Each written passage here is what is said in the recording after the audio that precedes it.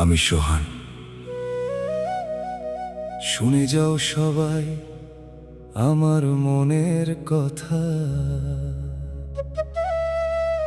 এটা আমার দুঃখের গল্প, হাসির আড়ালে লুকানো কষ্টের কথা।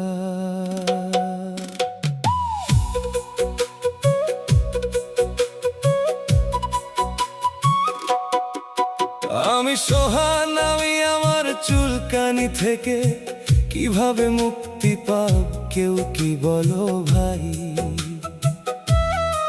যেখানে যাই সেখানে আমার চুলকায়, এই কষ্টটার যে সইতে পারি নাই।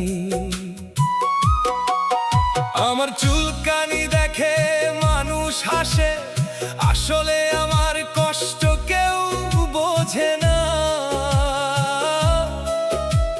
চুলকাতে চুলকাতে নিজের হাত ব্যথা হয়ে যায়, তবুও কেউ পাশে এসে দাঁড়ায় না। হে আমার পাড়া প্রতিবেশী, তোমরা সবাই শুনে যাও, আমার জন্য একটু দোয়া কইরো, একটু ভালো পরামর্শ দিয়ে যাও। কিভাবে আমি ঘুম থেকে মুক্তি পাবো, কিভাবে আমার চুলকানি কমবে। আমি তোমাদের প্রাণপ্রিয় পটলা সোহান, আমার দুঃখ কেউ কি বুঝবে। আমার আরেকটা সমস্যা আছে, একটু পর পর ঘুম আসে ভাই। ঘুমের ঠেলায় মাঝে মধ্যে তরকারি ওজনে বেশি মেপে দেই।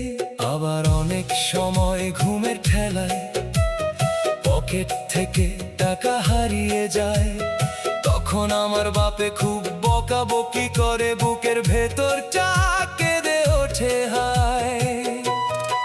হে আমার পাড়া প্রতিবেশী, তোমরা সবাই শুনে যাও, আমার জন্য একটু দোয়া কইরো, একটু ভালো পরামর্শ দিয়ে যাও।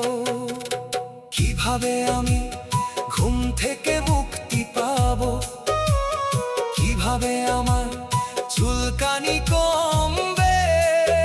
আমি তোমাদের প্রাণপ্রিয় পটলা সোহান, আমার দুঃখ কেউ কি বুঝবে। হে আমার পাড়া প্রতিবেশী, তোমরা যারা আর্জেন্টিনা আর ব্রাজিলের খেলা দেখতে কবির ভাইয়ের দোকানের সামনে ভিড় করছো, তোমরা সবাই আমাকে পরামর্শ দিয়ে যাও।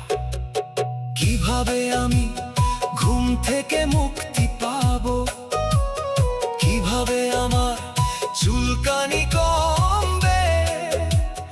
তোমাদের কাছেই আমার অনুরোধ, আমার কষ্টটা একটু বুঝে নিও। আমি তোমাদের প্রাণপ্রিয় পটলা সোহান, সবাই আমার জন্য দোয়া কইরো। আমি যেন ভালো হয়ে যাই, আমি যেন কথায় না কাজে বড় হই।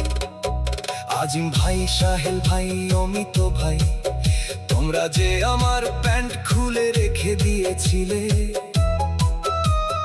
কাজটা কিন্তু ভালো করো নাই। আমি বড় হয়ে সব কিছুর বদলা নিমু, এই কথাটা মনে রাখো ভাই। আমি সোহান, আমি সোহান, এই আমার দুঃখের গান। হাসির আড়ালে লুকিয়ে আছে অনেক না বলা অভিমান। চুলকানি যেন একদিন দূরে যায়, ঘুমটাও যেন কমে যায়। সবাই আমার জন্য দোয়া কইরো, ভালো মানুষ হয়ে যেন বাঁচতে পারি। আমি তোমাদের প্রাণপ্রিয় পটলা সোহান, এই ছিল আমার দুঃখের পটলা সোহানের গান। শুনে যদি থাকো আমার জন্য দোয়া কইরো, আল্লাহ যেন আমাকে সুস্থ করে দেন।